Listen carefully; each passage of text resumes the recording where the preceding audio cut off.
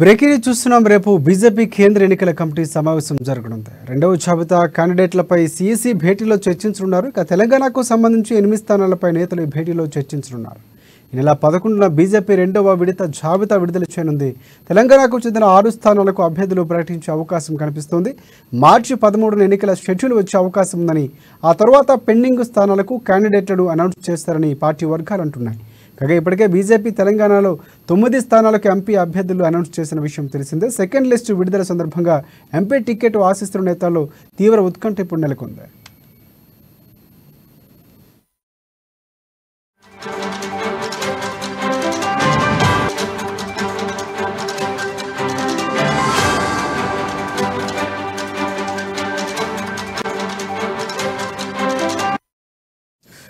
Breaking news చూస్తున్నాం. రేపు BJP కేంద్ర ఎన్నికల కమిటీ సమావేశం జరగనుంది. రెండో జాబితా క్యాండిడేట్లపై సీఈసీ భేటీలో చర్చించనున్నారు.